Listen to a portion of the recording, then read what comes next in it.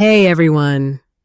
Tonight, I'm standing in the glow of my porch light, the air thick with summer heat, staring at the envelope in my hand, her son's name scrawled across it, my heart pounding like a war drum. The street's quiet, but my mind screams with her words from earlier today. Your kid must be slow like you. She spat them at me, her lips curled, standing on her perfect lawn with her perfect son beside her. My boy Ethan was right there, his little face crumpling, and I said nothing. Nothing. You probably wouldn't last a week living next to someone like this. So, before you settle in, please take a moment to like this video and subscribe, but only if you actually want more raw stories like this. Drop a comment. Where are you listening from? And have you ever had a nightmare neighbor? Now take a deep breath, because here's everything you never knew about the war. I survived on my own front lawn. The day started innocently enough. Ethan, my 8-year-old, was riding his bike in loops on our cul-de-sac, his laughter bouncing off the cookie-cutter houses.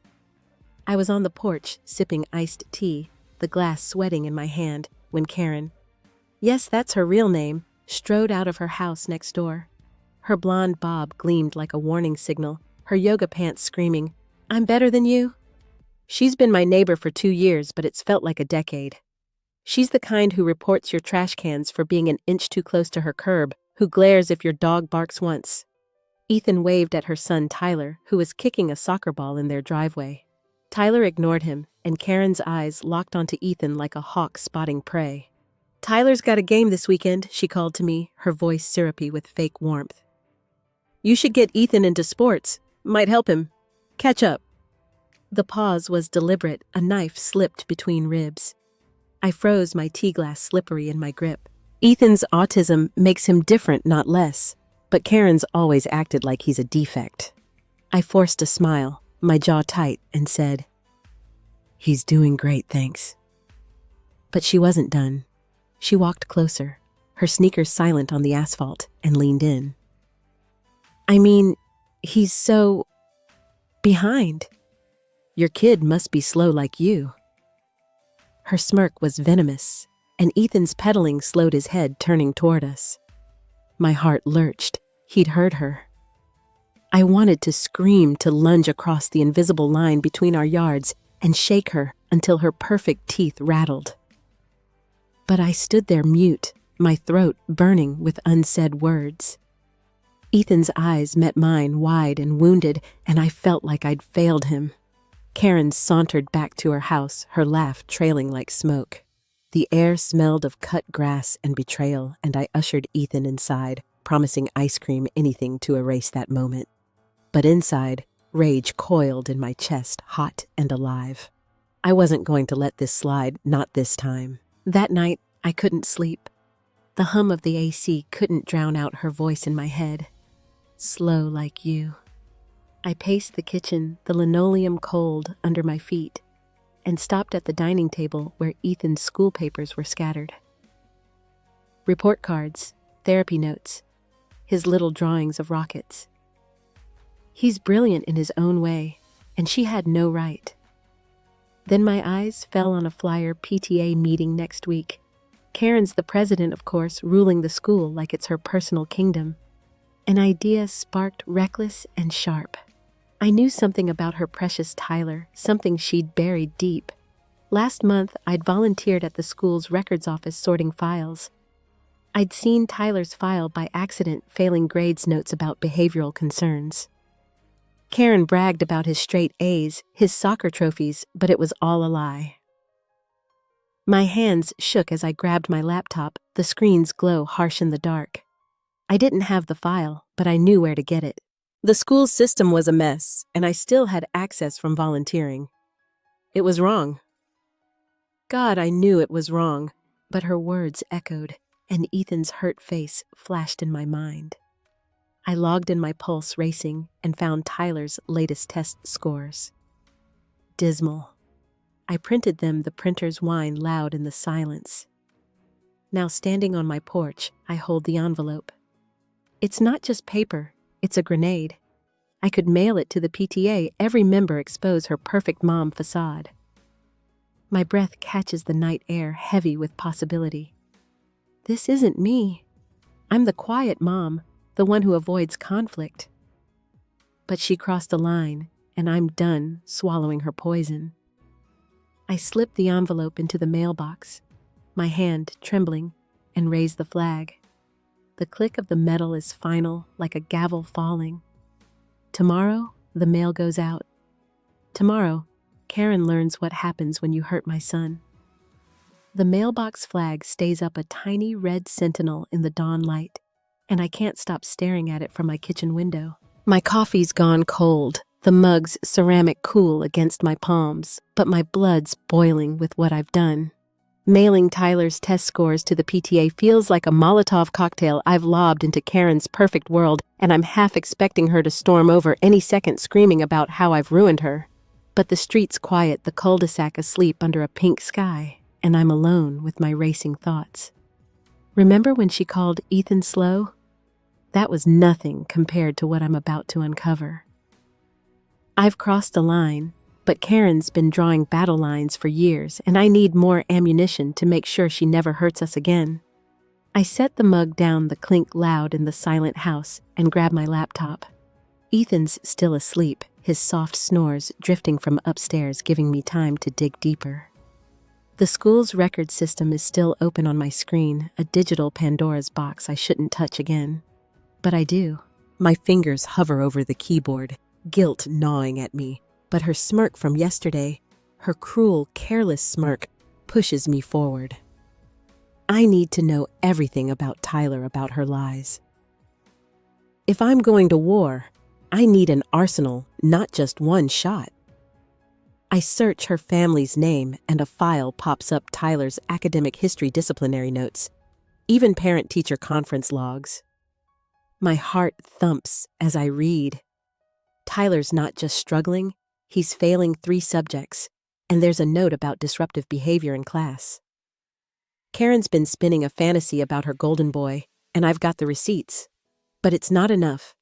I need something undeniable, something that'll make the PTA gasp louder than test scores. I lean back, the chair creaking, and notice a folder labeled correspondence. It's a long shot, but I click, scrolling through emails between Karen and the principal. Most are bland scheduling volunteer signups, but one catches my eye, dated last month. Subject: Tyler's accommodations. My breath catches. It's Karen demanding discreet support for Tyler's learning challenges, insisting his records stay private. She wrote, "My son's reputation is at stake." The hypocrisy burns. Her son gets help in secret, but she shames Ethan in public. I print the email, the printers hum a battle cry, and tuck it into a folder with the test scores. This is dynamite. I should stop, but I can't. I'm obsessed, a spy in my own life. I close the laptop and head outside, the morning air sharp with dew. Karen's house looms next door, her blinds shut, but I notice her car's gone. She's probably at her yoga class, preaching mindfulness while plotting her next jab. I wander to the edge of our shared fence, the wood splintered from years of neglect, and spot something in her backyard, a stack of papers on her patio table held down by a rock. It's reckless, but I'm already in too deep. I glance around, no one's out, and hop the low fence, my sneakers sinking into her too perfect grass. My pulse hammers as I creep closer. The papers are school forms, some with Tyler's name. One's a psych evaluation, partially visible with words like processing disorder circled. My hands shake as I snap photos with my phone, the camera's click deafening in my ears. This is her secret, the one she's buried while mocking my son.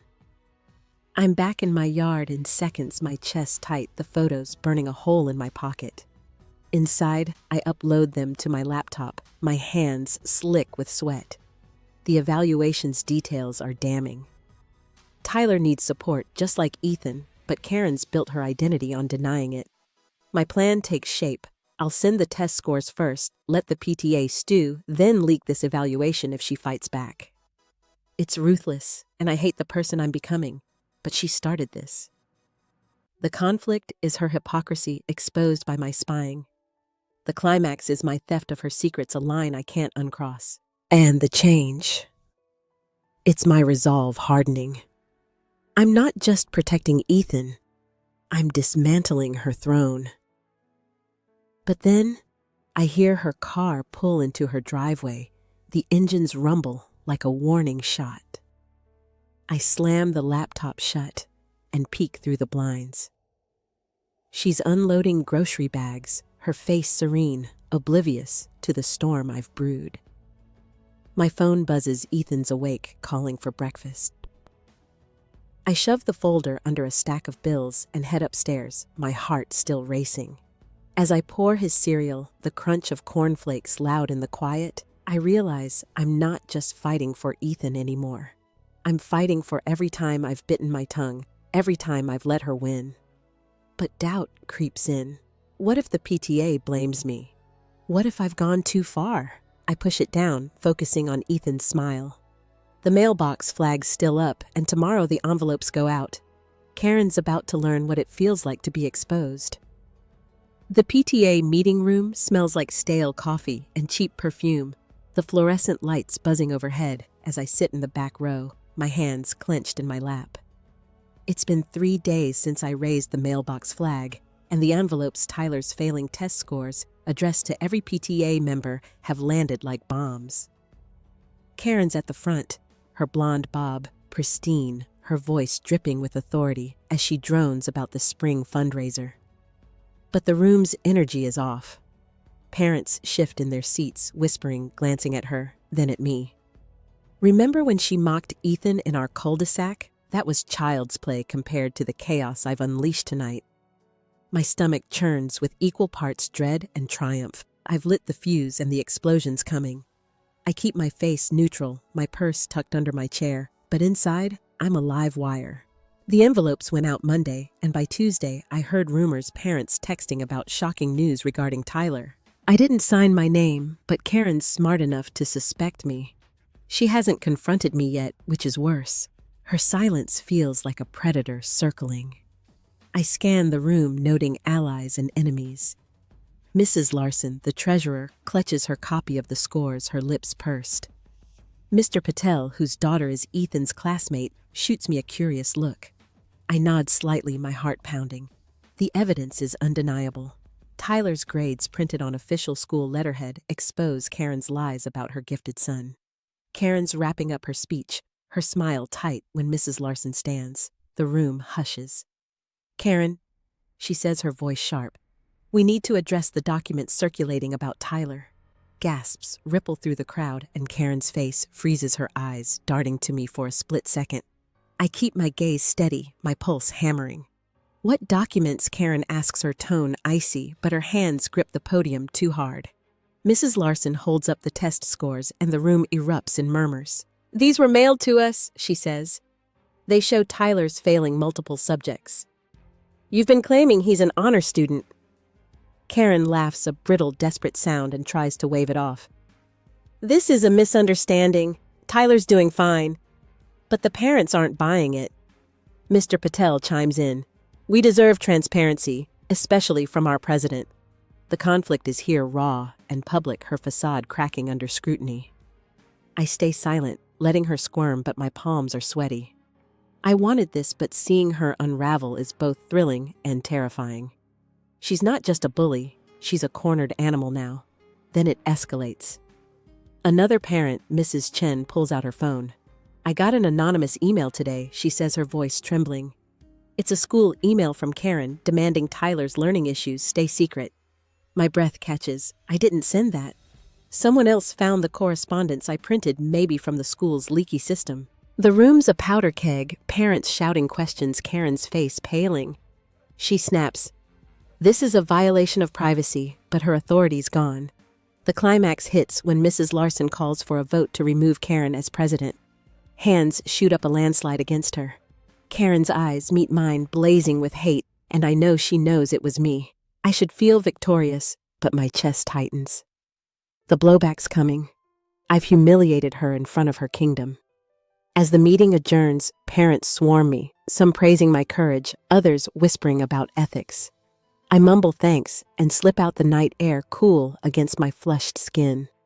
In my car, I grip the steering wheel, the leather creaking. The change is in me. I'm no longer invisible, the quiet mom who takes her hits. I've drawn blood, and the neighborhood's watching. But as I drive home, Karen's car tailgates me, her headlights glaring in my rear view.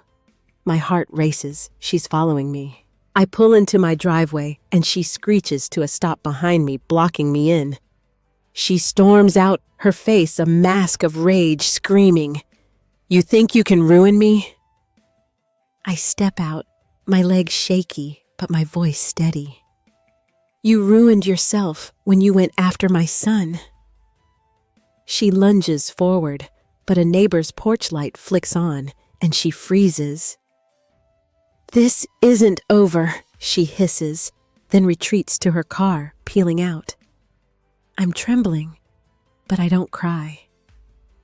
Inside, I check on Ethan, his rocket ship blanket tucked under his chin.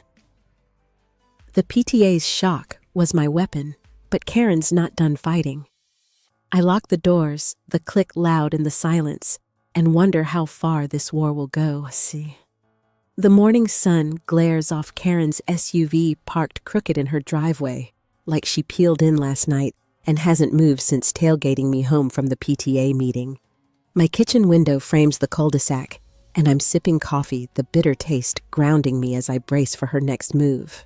Ethan's at school, his backpack bouncing as he climbed onto the bus an hour ago, oblivious to the war I've ignited.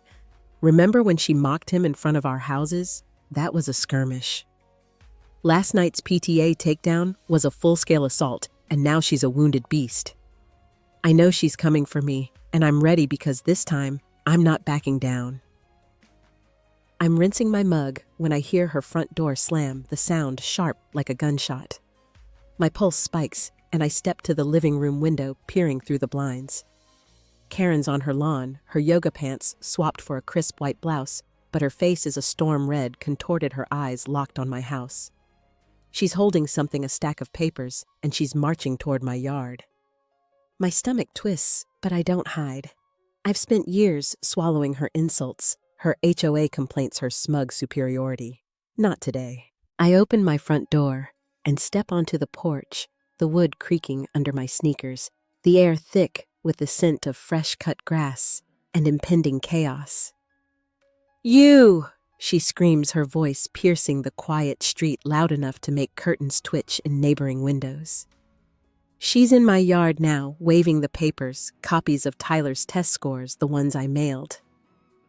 "You pathetic, jealous coward, you sent these to ruin me." The conflict is here, raw and unfiltered, her rage crashing against my defiance. I cross my arms, my heart hammering, but my voice steady. "You're the one who lied about your son, Karen. I just let the truth out." Her eyes widen, and for a second, I think she might hit me. Instead, she rips the papers in half, the sound like tearing flesh, and throws them at my feet. "You'll regret this," she snarls, her breath hot with venom. "The neighborhood's waking up now." Mr. Patel's garage door rumbles open, Mrs. Chen's dog barks, and I feel their eyes on us. Karen's meltdown is public, and I'm not letting her spin this. "You called my son slow," I say loud enough for the street to hear. "You shamed him in front of me, and you thought I'd stay quiet." Her face twists, and she steps closer, her finger jabbing at my chest. "Your kid's a burden, and you're a nobody who's jealous of my life." That's her mistake. The word burden lights a fire in me, and I step forward, closing the gap. "Your life's a lie, Karen. Tyler's struggling just like you're struggling to keep up this act." The climax hits when she screams a primal, guttural sound and grabs my mailbox, yanking it until the post cracks. Splinters fly, and I jump back, my breath catching. She's unhinged, her perfect mask shattered. but I don't flinch. Go ahead, I say, my voice low, deadly. Break everything. It won't change the truth. She freezes, her chest heaving, and that's when Mr. Patel steps out, phone in hand, recording. Karen, enough, he shouts. Mrs. Chin's on her porch now, arms crossed, nodding at me. The power's shifting. Karen's not the queen anymore. She sees it, her eyes darting to the neighbors, and her shoulders slump just for a second. But she's not done. She leans in, her voice a hiss. I'll make sure everyone knows what a snake you are. She storms back to her yard, kicking the torn papers into the grass, and slams her door. My legs tremble as I kneel to gather the scraps, their edges sharp against my fingers. The change is in the air. I've faced her head on, and the neighborhood's seen her for what she is. I'm not the doormat anymore. I'm the one who stood her ground. But my victory feels fragile. She's wounded, not defeated, and I know she's plotting something worse. I head inside the house, quiet, except for the hum of the fridge. My phone buzzes a text from Mrs. Larson PTA's meeting tomorrow to finalize Karen's removal. Stay strong. I exhale, but my hands shake as I set the phone down. I check the folder under the bills, the one with Tyler's psych evaluation photos from her patio. I haven't used them yet, but they're my ace if she escalates. Outside, a car honks, and I flinch, half expecting her to charge back. Instead, it's just a delivery truck. I lock the door. The bolts click loud in the silence and sink onto the couch. Ethan will be home soon, and I need to be his rock, not a soldier. But as I stare at the cracked mailbox through the window, I know this war's far from over. Karen's meltdown gave me the upper hand, but she's not the type to surrender. The cracked mailbox leans like a wounded soldier in my front yard, a reminder of Karen's meltdown yesterday. And I'm out here with a screwdriver trying to prop it up before Ethan gets home from school. The afternoon sun burns my neck, the air heavy with the scent of asphalt and blooming jasmine, but my focus is on the HOA meeting tonight. Karen's allies on this board, her clique of petty tyrants, have called an emergency session to address the neighborhood unrest. I know it's a trap, a chance for her to spin her public humiliation into my villainy. Remember when she tore into me on my lawn, screaming for the whole cul-de-sac to hear? That was her unraveling. Tonight, her HOA cronies are trying to stitch her crown back on. But I'm not the same mom who let her walk all over me. I've got a plan, and it's going to burn her throne to the ground. I tighten the last screw, my hands gritty with rust, and head inside to prepare. My dining table is a war room, the folder with Tyler's psych evaluation photos, a stack of HOA violation notices. Karen slapped me with, over the years, faded paint, overgrown shrubs. Ethan's bike left out overnight, and a new weapon, an email from Mrs. Chen. She forwarded me a chain from the HOA board where Karen called me unstable and demanded a fine for inciting discord. My blood boils, but I smile. She's overplayed her hand, and I've got proof she's been lying to the HOA too. Last week, I overheard her bragging to a neighbor about fixing her own violation for an unapproved fence by cozying up to the board's president, Greg. I recorded it on my phone, a grainy but damning clip. Tonight, I'm bringing it all. The HOA meeting is in the community center, a sterile room with folding chairs and a flickering projector. I arrive early, my purse heavy with my folder, and take a seat near the back, my heart thudding. The room fills with neighbors, some nod at me, others avoid my eyes. Karen sweeps in her blouse, starched, her smile a blade. Greg, the HOA president, sits beside her, his tie too tight, his loyalty to her obvious. The conflict brews as Greg calls the meeting to order, his voice booming about restoring order. He reads Karen's complaint, accusing me of harassing her with the PTA mailing and vandalizing her reputation. Karen dabs her eyes, playing the victim, and a few neighbors murmur in sympathy. My jaw clenches, but I wait, letting her build her case. Then Greg proposes a $500 fine against me for disruptive behavior. That's my cue. I stand my voice steady despite the sweat on my palms. Before you vote, you should know the truth about Karen's own violations. The room stills, and Karen's smile falters. I pull out my phone and play the recording, her voice clear and smug, admitting she dodged her fence violation. Gasps ripple through the crowd. Greg sputters. This is irrelevant, but I'm not done. I hold up the HOA notices she sent me detailing every petty infraction and contrast them with her own rule-breaking. She's been targeting me while hiding her own mess, I say, my voice rising. And she's using this board to do it. The climax hits when Mrs. Chen stands, her voice sharp. I've got records too. Karen's been overcharging us for landscaping fees and pocketing the difference. She waves a spreadsheet emailed to her by a disgruntled vendor. The room erupts, neighbors shouting, Karen's face paling. Greg tries to gavel for order, but it's too late. Her allies are crumbling. Mr. Patel demands an audit, and even Greg's wife, sitting in the front row, glares at him. Karen leaps up screaming, "This is a witch hunt," but her voice cracks and she storms out, her heels clicking on the linoleum. The board postpones the fine, and neighbors swarm me, some apologizing, others promising to vote Greg out next month. The change is seismic. I've turned her power structure against her.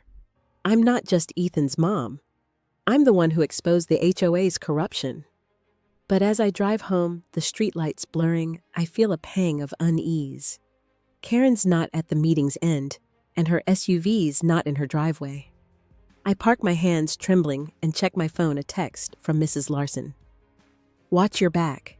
Karen's telling people you hacked the school." My stomach drops. She's spinning a new lie, and I've got no proof I didn't hack anything, just accessed files I shouldn't have. Inside, I lock the doors, the bolts snap loud in the quiet. Ethan's asleep, his rocket ship blanket a small comfort. I clutch the folder with Tyler's evaluation, my last card to play if she escalates. The HOA's backfire has weakened her, but Karen's a cornered animal, and I know she's plotting her revenge. The moon hangs low, casting silver shadows across the cul-de-sac, and I'm wide awake at 2 a.m., staring out my bedroom window at Karen's house. Her SUV's back in the driveway, parked haphazardly, and the memory of her storming out of the HOA meeting last night, her face twisted with rage, keeps me on edge. The HOA's collapse was a blow, stripping her of her allies, but Mrs. Larson's warning about Karen's hacking accusations gnaws at me. Remember when she spray-painted "liar" on my garage, thinking she could brand me? That was impulsive. Now she's calculating, and I know she's planning something to claw back her power. My skin prickles as I scan her yard, the silence too heavy, and then I see a flicker of movement near my garage. She's out there, and this war's about to get uglier. I pull on a hoodie, my bare feet cold on the hardwood, and grab my phone, its glow harsh in the dark. My heart pounds as I slip downstairs, avoiding the creaky step, and peer through the living room blinds. Karen's silhouette is unmistakable, crouched by my garage, her blonde hair glinting under the streetlight. She's spray painting something, the hiss of the can loud in the night. Rage surges, but I don't call out. I need evidence. I start recording, my hands shaky, capturing her defacing my garage door with red paint. "Liar!" The word drips like blood, and my breath catches. She's not just fighting back. She's escalating to vandalism, trying to brand me as the villain. The conflict is here, a silent battle in the dead of night. I could call the cops, but that's too easy. She'd spin it, play the victim again. Instead, I decide to hit back harder to show her I'm not scared. I stop recording and slip out the back door, the grass damp under my feet, the air thick with the scent of paint and night-blooming jasmine.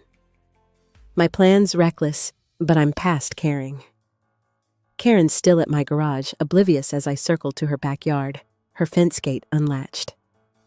Her patio table's still there, littered with papers, and I spot a folder marked HOA Finances. My pulse races. This could be the proof Mrs. Chin mentioned the landscaping overcharges. I grab it, my hands trembling, and stuff it into my hoodie. It's theft, but so is her paint can, and I'm done playing fair. I'm back in my yard when I hear her curse. She's seen the paint's not sticking right, smearing on the garage's slick surface. She tosses the can into my bushes and retreats, her footsteps crunching on gravel. I wait, my breath shallow, until her house goes dark. Inside, I lock the door. The bolts snap, a small comfort, and open the folder. It's a goldmine: receipts showing inflated landscaping bills, emails where Karen approves the charges with a cut for herself. My hands shake as I scan them to my laptop, the machines hum loud in the quiet. This is my counterstrike. I'll send these to the HOA board anonymously, let them tear her apart.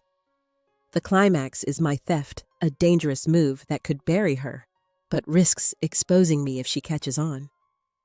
I'm about to hide the folder when headlights sweep across my windows, Karen's SUV pulling out fast. My stomach drops. Is she coming for me? I check the footage on my phone. Her face is clear, the paint can in her hand. It's enough to report her, but I hesitate. The change is in my resolve. I'm not just reacting anymore. I'm setting traps, playing her game better than she does. But doubt creeps in. What if she saw me in her yard? What if she's headed to the school spinning her hacking lie?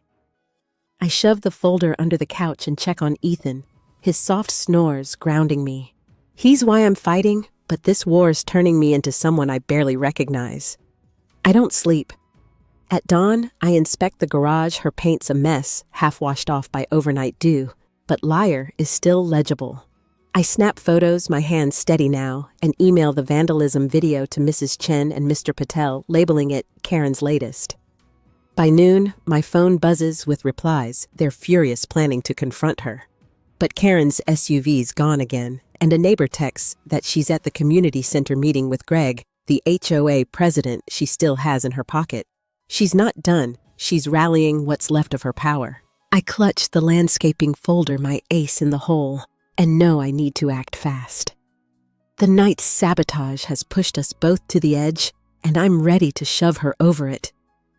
The word liar still clings to my garage door, the red paint smudged but defiant in the late afternoon sun, and I'm scrubbing it with a rag, the chemical stink of paint thinner burning my nose. Karen's vandalism from last night feels like a brand, but the folder of her HOA financial scams now hidden under my couch is my secret weapon. I haven't sent it to the board yet. I'm waiting for the right moment to bury her. Remember when she tried to rally the HOA against me, only to have it backfire? That was her empire cracking. Now with her late-night sabotage, she's desperate, and I'm braced for her next strike. But as I scrub, a sheriff's cruiser rolls into the cul-de-sac, its lights off, but its presence heavy, and my stomach lurches. This isn't the blowback I expected. I drop the rag, my hands slick with thinner, and wipe them on my jeans as the cruiser parks in my driveway. A deputy steps out, his badge glinting, his face unreadable behind aviators. My heart hammers. Did Karen report me for stealing her folder? Did she twist her vandalism into my crime? Neighbor's curtains twitch. Mrs. Chen's on her porch, phone in hand. The deputy approaches, his boots crunching on gravel, and says, "Ma'am, we need to talk about an incident last night."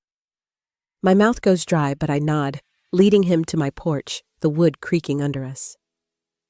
The conflict is here, a cold official threat that could unravel everything I've fought for. He pulls out a notepad, and I brace for accusations, but he says, "We got a call about vandalism, your garage door. Got any footage?" Relief floods me, followed by a surge of adrenaline. This isn't about my theft, it's about her crime. I grab my phone, my fingers steady despite my racing pulse, and show him the video from last night. Karen's face clear as day, spray painting liar. The deputy's jaw tightens, and he jots notes. "That's Karen Mitchell next door," he confirms. I nod, my voice calm but firm. She's been targeting me for weeks, ever since I exposed her lies to the PTA. I don't mention the test scores I mailed. That's a line I can't admit crossing, but I lay out her harassment, the mailbox attack, the HOA fines, her public insults about Ethan. The deputy's radio crackles, but he's focused, asking about prior incidents. I hesitate. then mention the landscaping folder, framing it carefully. I found evidence she's been overcharging the HOA. It's inside, want to see? He nods, and I retrieve it, my hands trembling as I hand over the receipts and emails. I don't say how I got them, and he doesn't ask. Just scans the pages, his brow furrowing.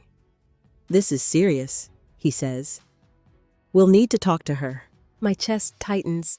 I've just handed the law a loaded gun, but it's pointed at Karen, not me. The climax hits when Karen's SUV screeches into her driveway, her timing uncanny, like she sensed the trouble. She storms out, her face a mask of fury, but freezes when she sees the deputy. What's this about? She demands, her voice shrill. The deputy steps off my porch, holding up the folder. Ma'am, we're investigating vandalism and possible HOA fraud. Care to explain? Her eyes dart to me, blazing with hate, and she snaps. She's the one you should arrest. She hacked school records. My heart skips, but the deputy's unmoved. We're here about your actions. Ms. Mitchell, let's talk at your place. He gestures to her house, and she hesitates. Her bravado cracking, then complies. Her shoulders stiff. The neighborhood's watching now. Mr. Patel's in his yard. Mrs. Larson's car slows as she passes. The change is tectonic, the law's on my side, and Karen's losing her grip on the cul-de-sac's loyalty. As the deputy follows her inside, I sink onto my porch steps, the wood warm under me, and exhale. I've turned her attack into her downfall, but my victory feels precarious. She's accused me of hacking, and though the deputy brushed it off, that lie could stick if she pushes it. I glance at my garage, the paint fainter, but still there a reminder of how far she's willing to go. Inside, I check on Ethan, who's home from school coloring at the kitchen table, oblivious to the drama. His rocket ship drawings steady me, but my phone buzzes with a text from Mrs. Chen Sheriff's at Karen's. HOA's calling an emergency vote to suspend her. I smile, but it's grim. The folder's done its job, but I'm not safe yet. I lock the doors, the bolts snap loud in the quiet, and tuck the psych evaluation photos deeper under the couch. They're my last resort if Karen escalates again.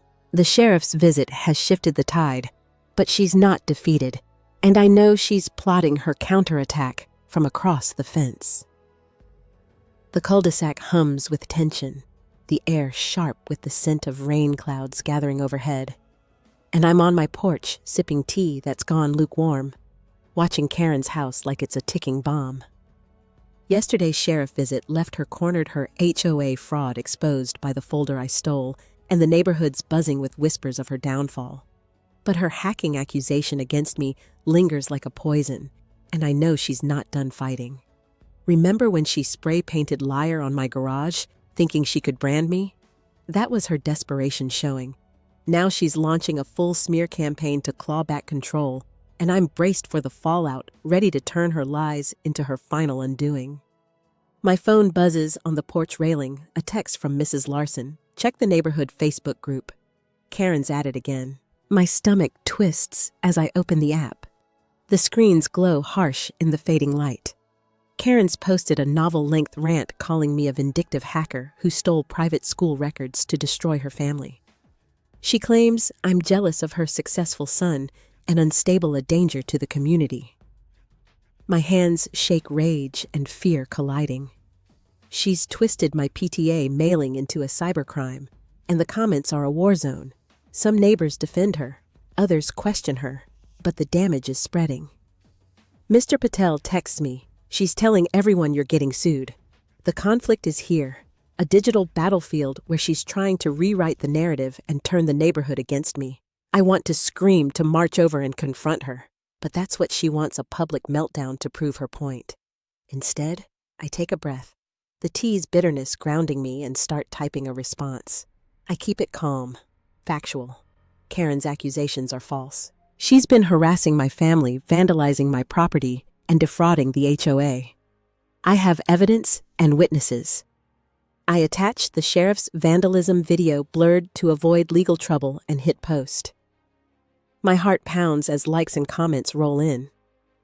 Mrs. Chen writes, "We saw her paint your garage." Mr. Patel adds HOA's investigating her finances. The tide's shifting, but Karen's not done. She replies, "You'll hear from my lawyer," and posts a blurry photo of my mailbox claiming I faked her attack on it. It's a lie, but it's convincing enough to sway some. The climax hits when I get a call from Mrs. Larson, her voice urgent. Karen's at the community center holding an informal meeting to rally support. "You need to be there." I hesitate. Ethan's inside watching cartoons, safe for now, but I can't let her poison more minds. I grab my folder, the psych evaluation photos still unused, and drive over the sky darkening with storm clouds. The community center's packed, standing room only, and Karen's at the front, her voice trembling with fake tears. "She's torn my family apart," she says, pointing to a printed copy of my Facebook post. "She's a liar who needs to be stopped." A few neighbors nod, but others shift uncomfortably. I step forward, my voice cutting through the murmurs. "You're the liar, Karen. You mocked my son, vandalized my home, and stole from the HOA. Want to talk about evidence? I hold up my phone playing the vandalism video for the crowd." Gasps ripple through the room, and Karen's face pales. I don't stop there. I pass out copies of the HOA fraud receipts credited to anonymous sources. The room erupts, neighbors shouting, some at Karen, others at me. But the change is clear, her smear campaign's collapsing. Mrs. Chen stands, her voice sharp. "We're done with your lies, Karen. Step down from the HOA." Mr. Patel and others agree, their voices a chorus. Karen screams, "You're all brainwashed," and storms out her exit, drowned by thunder outside. The meeting dissolves, and neighbors swarm me, some apologizing, others offering support. I'm shaking, but standing tall. I've dismantled her lies, and the cul-de-sacs rallying behind me. As I drive home, rain pelting my windshield, I feel a flicker of triumph, but it's laced with dread. Karen's lost the neighborhood, but she's dangerous when backed into a corner. I park my tires, crunching on wet gravel, and check on Ethan, his laughter from the living room, a lifeline. My phone buzzes, a new Facebook post from an anonymous account hinting at more dirt on me. It's her. I know it, one last desperate jab. I lock the doors, the bolts snap loud in the storm's roar, and clutch the psych evaluation photos. They're my nuclear option, and if she pushes me, I'll use them to end this. The neighborhood's on my side, but Karen's smear has left scars, and I know she's plotting one final strike. They see the rain drums on my roof. A relentless beat that mirrors my pulse as I sit at my kitchen table, the folder of Tyler's psych evaluation photos open before me. Karen's smear campaign last night, her Facebook rants, and that sham community center meeting crumbled under the weight of my evidence, but her anonymous post hinting at more dirt on me keeps me awake. The cul-de-sacs turned against her, the HOAs poised to suspend her, and the sheriffs sniffing around her fraud, but she's still fighting a wounded snake with venom left. Remember when she painted liar on my garage, thinking she could break me? That was her miscalculation. Now I'm holding her darkest secret, and I'm about to use it to banish her for good. The photos are grainy, snapped in her backyard that reckless night, but the words are clear: processing disorder, recommended interventions. Karen's built her life on Tyler's supposed perfection, shaming Ethan while hiding her son's struggles. Releasing this will destroy her socially, irrevocably. My hands tremble, not with fear, but with the weight of what I'm about to do. I've fought clean enough exposing her vandalism and fraud, but she's accused me of hacking, threatened lawsuits, and dragged Ethan's name through the mud. This isn't just revenge. It's justice. I open my laptop, the screens glow harsh in the dim kitchen, and create an anonymous email account. My fingers hover, guilt prickling, but Ethan's hurt face from her slow taunt pushes me forward. I scan the photos, attach them to an email, and address it to the PTA board, the HOA, and every neighbor in the group chat. The subject line: the truth about Tyler. My message is short. Karen Mitchell's been lying about her son's abilities while attacking others. See for yourself. I hesitate my cursor over sin, knowing this crosses a moral line I can't uncross. But her lies, her cruelty, her relentless attacks, they've left me no choice. I click the whoosh of the email like a guillotine falling. The conflict is my decision, a calculated strike to end her reign. My heart pounds as I shut the laptop, the rains roar, filling the silence. It's done. By morning, the fallout begins. My phone buzzes with texts, Mrs. Chen. Did you see the email? Everyone's talking. Mr. Patel PTA's in chaos. Karen's not answering calls.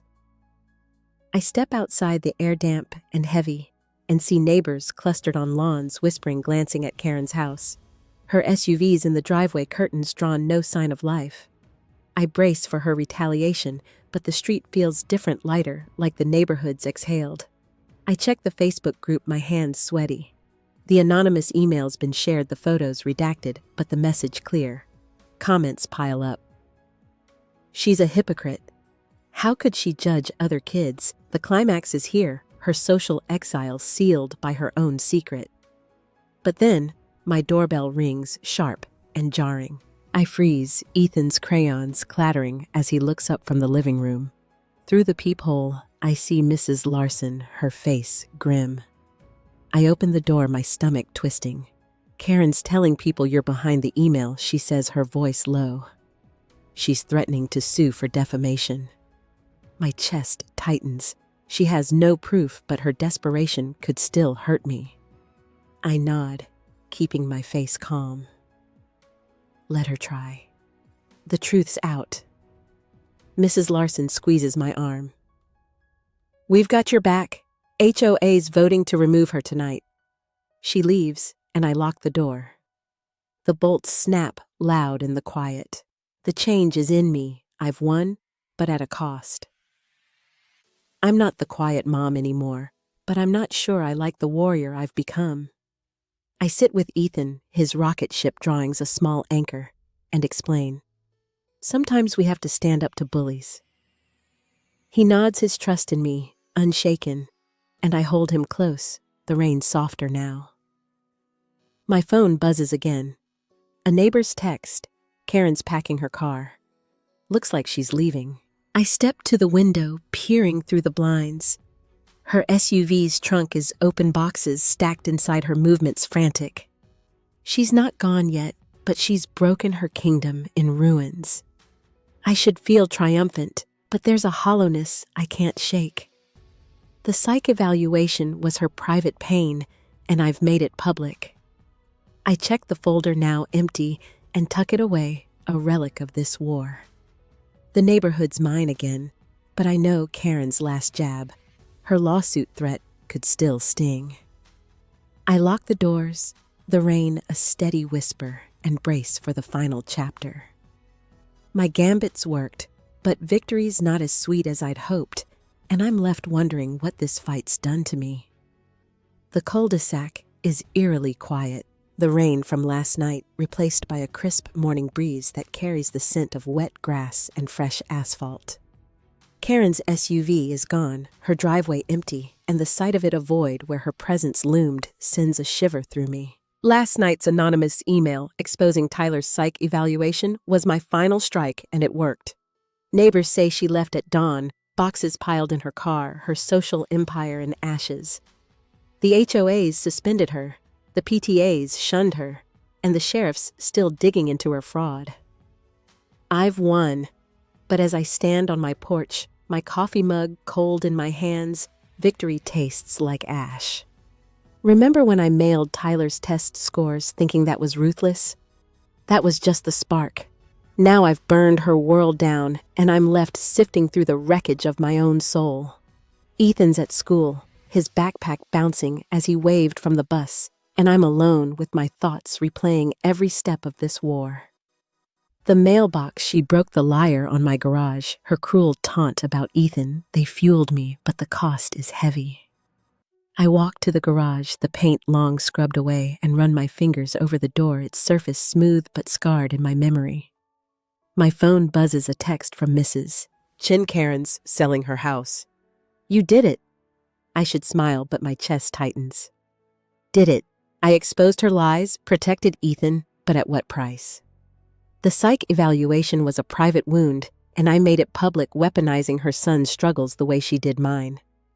I head inside the house, too quiet, and sit at the kitchen table, the empty folder staring at me like a ghost. I've kept it a reminder of how far I went, stealing, spying, leaking secrets. The conflict is internal now, a battle between the mom who fought for her son and the woman who crossed lines she swore she'd never touch. I open my laptop, the neighborhood Facebook group still open, and scroll through the aftermath. Neighbors praise me as a hero, but some comments sting. Wasn't that too far? What about her kid? My hands tremble as I close the tab. They're right. Tyler's caught in the crossfire just like Ethan was, and that guilt gnaws at me sharp and relentless. The climax comes when my doorbell rings, a soft chime that jolts me. Through the peephole, I see Mr. Patel, his face kind but serious. I open the door, the air cool against my flushed skin. "We're forming a new HOA board," he says. "We want you on it." My breath catches an offer of power, of belonging, after years as the outsider. But I hesitate, my voice low. "I'm not sure I'm the right fit. I went too far." He nods, understanding in his eyes. "You stood up for your son. That's what matters. Think about it." He leaves, and I shut the door. The bolts snap loud in the silence. The change is in me. I'm not just a survivor of Karen's war. I'm a leader, flawed but fierce, and the neighborhood sees it. But as I sit with Ethan's rocket ship drawings, their bright colors a contrast to my mood, I feel the weight of what I've done. I protected him, yes, but I became someone else in the process. Someone who schemed, who struck without mercy. I call Mrs. Larson, my voice shaky. "Did I go too far?" She's quiet, then says, "You did what you had to. She gave you no choice." Her words help, but they don't erase the hollowness. I check the window. Karen's house is dark, a for sale sign already staked in her lawn. She's gone, but her shadow lingers in my choices and the questions I can't answer. I take Ethan to the park later, his laughter as he swings, chasing away some of the darkness. He's safe, and that's enough for now. But as I lock the doors tonight, the cul-de-sac silent, I know this victory's bittersweet. I've reclaimed my home, my dignity, but I've lost a piece of myself.